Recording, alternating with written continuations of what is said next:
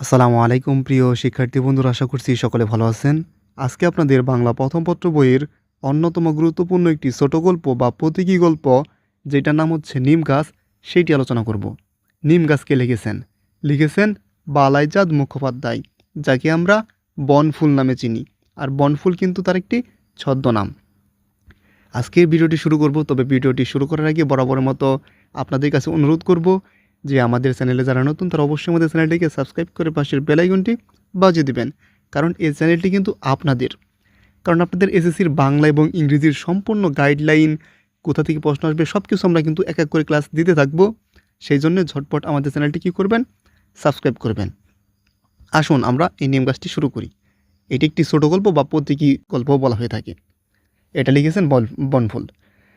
তো শুরুতেই যদি আমরা বলি, নিম গাছ একটি প্রতীকী ধর্মী গদ্য।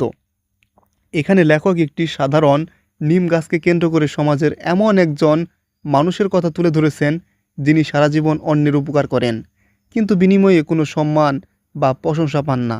গল্পে নিম গাছের সঙ্গে একটি কর্মঠ, নিঃস্বার্থ ও অবহেলিত গৃহবধূ বা গৃহকর্মীর তুলনা করা হয়েছে। পাঠের বিস্তারিত আলোচনা এখন করব, এটা আর কি ভূমিকা বললাম। লেখক একটি নিম গাছের দিকে তাকিয়ে মুগ্ধ হন। তিনি লক্ষ্য করেন নিম গাছের প্রতিটি অংশ মানুষের কাজে লাগে। আর নিম গাছ হচ্ছে এমন একটি গাছ, যে গাছটি একদম এর শেকড় থেকে একদম গাছের পাতা থেকে শুরু করে সব কিছুই, এটাকে বলা হয় ঔষধি গাছ, একদম সব কিছুই কাজে লাগে মানুষের। ঠিক আছে? তো নিম গাছের, এমনকি নিম গাছের হাওয়াটাও কিন্তু মানুষের জন্য কি উপকারী। সেই জন্যে কিন্তু লেখক এনে বুঝিয়েছে যে নিম গাছ যে কতটুকু মানুষের জন্য উপকারী সেটা। নিম পাতা রোগ সারাতে ব্যবহৃত হয়। আমরা কিন্তু জানি এই যে নিম পাতা দিয়ে কিন্তু বিভিন্ন বড়ি বানায়, কিংবা বিভিন্ন যে ওষুধ তৈরি করে না, এগুলো কিন্তু নিম পাতা ব্যবহার করেই তৈরি করে। এরপর যদি আমরা দেখি, নিমের ছাল ও ডাল দাঁতের যত্নে ব্যবহার করা লাগে। আমরা তো জানি যে নিমের যে ছাল বা ডাল, সেগুলো কিন্তু আমরা দাঁতের মানে ব্রাশ হিসেবে ব্যবহার করি আর কি অনেকটা। নিম ফুল ও নিম ফল বিভিন্ন ওষুধে ব্যবহৃত হয়। যে নিম গাছে যে ফল হয় ছোটো ছোটো গুটির মতো, অনেকটা হলুদ আকৃতির, সেগুলো কিন্তু বিভিন্ন গুটি বা ওষুধ তৈরিতে কিন্তু ব্যবহৃত হয়ে থাকে। গাছটি ছায়া দেয় এবং পরিবেশকে উপকারী করে তোলে।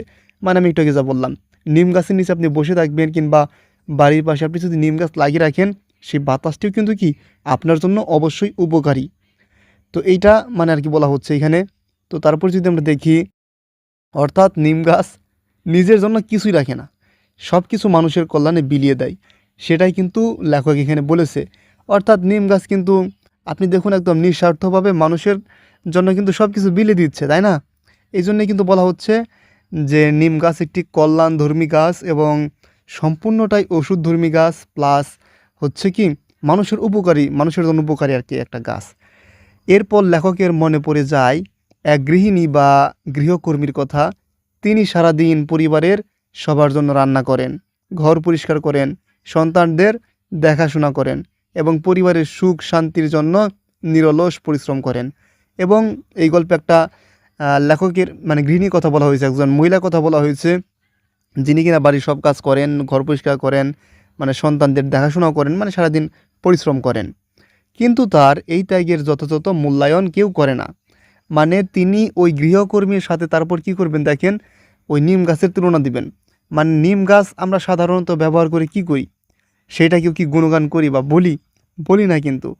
তো এইখানে তিনি তাই দেখিয়েছেন যে ওই গৃহবধূ বাড়ি সারাদিন আর কি কাজ করলেও তার কথা যেমন বলে না, তেমনি আমরা কিন্তু নিম গাছেরও একই অবস্থা আমরা দেখতে পাই। নিম গাছ থেকে আমরা বিভিন্ন কিছু ব্যবহার করে উপকার পেলেও আমরা কিন্তু সেটার কথা বা সেটার প্রশংসা কিন্তু খুব বেশি কেউ করি না বা বলি না। মানে এখানে বোঝানো হয়েছে মানুষ আমরা প্রকৃতপক্ষে যে স্বার্থপর। মানে হচ্ছে প্রত্যেকেই আমরা নিজ স্বার্থের কারণেই আমরা কিন্তু বিভিন্ন কিছু ব্যবহার করে থাকি বা বিভিন্ন কিছু নিয়ে থাকি, এটা আর কি বোঝানো হয়েছে।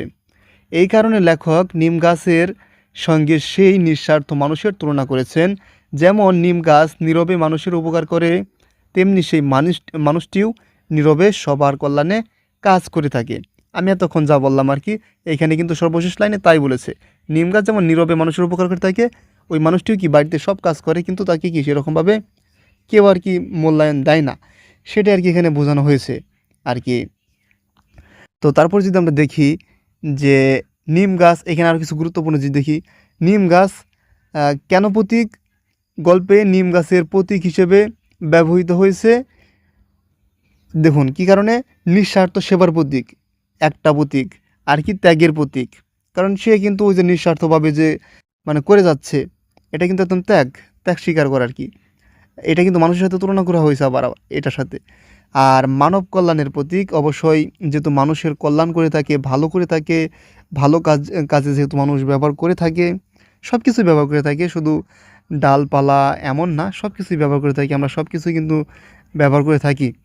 তো এই জন্য মানব কল্যাণের প্রতীক, অবহেলিত কিন্তু অপরিহার্য মানুষের প্রতীক, মানে এইটা লাইনটা কিন্তু খুবই গুরুত্বপূর্ণ। এবং এইসব লাইন যদি আপনারা পরীক্ষার মধ্যে দিতে পারেন তাহলে অবশ্যই আরও বেশি ভালো নাম্বারের প্রত্যাশা করতে পারেন। অবহেলিত, অবহেলিত মানে কি? তাকে তো কেউ সেরকমভাবে মূল্যায়ন করতেছে না, কিন্তু সে তো অপরিহার্য মানুষের জন্য, মানে মানুষের জন্য প্রায় বলা চলে যে দরকার পরেই কোনো না কোনো ওষুধে। এই হচ্ছে আর কি কথা নিম গাছ নিয়ে। মানে এখানে একদম সংক্ষেপে আলোচনা করার চেষ্টা করেছি।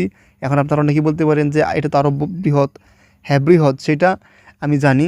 যেহেতু আপনারা সাধারণত এসব ক্লাস পরীক্ষার আগের দিনই দেখেন, সেই জন্য কিন্তু আমি চেষ্টা করেছি একদম ছোটোখাটো এবং শর্টকাটে আলোচনা করার জন্য।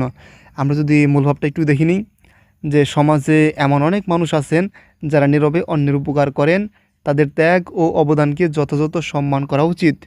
নিম গাছের মতো মানুষেরও প্রকৃত মূল্য উপলব্ধি করা আমাদের দায়িত্ব।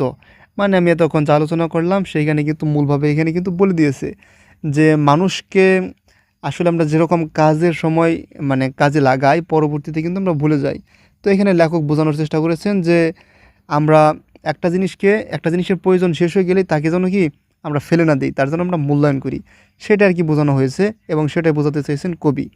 এরপর যদি আমরা দেখি যে লেখক বনফুল, লেখকের উদ্দেশ্য কী আসলে এটা লেখার, মানে কি উদ্দেশ্য, এটা কেন লিখলেন? 1. নিঃস্বার্থ মানুষের মর্যাদা তুলে ধরা। 2. মানব সেবায় গুরুত্ব বোঝানো। এবং 3. অবহেলিত মানুষের প্রতি সম্মান ও কৃতজ্ঞতা সৃষ্টি।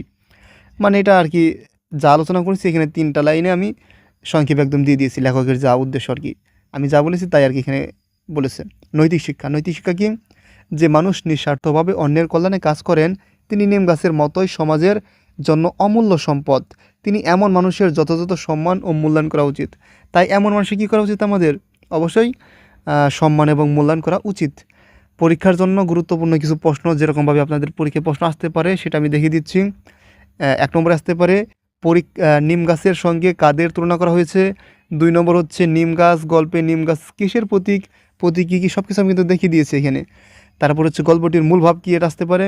এবং 4 নম্বরে আসতে পারে লেখক কী শিক্ষা দিতে চেয়েছেন এই গল্পের মাধ্যমে, এবং নিম গাছের উপকারিতা লিখো। তো এরকম আর কি প্রশ্ন আসতে পারে, একটা ধারণা দেওয়ার চেষ্টা করেছি। আশা করছি ভিডিওটি ভালো লেগেছে। আর এই ক্লাসটি ভালো লাগলে অবশ্যই আপনাদের বন্ধুদের মাঝে শেয়ার করুন, আর আমাদের চ্যানেলটি সাবস্ক্রাইব করতে ভুলবেন না। সকলে ভালো থাকবেন, সুস্থ থাকবেন। আসসালামু আলাইকুম।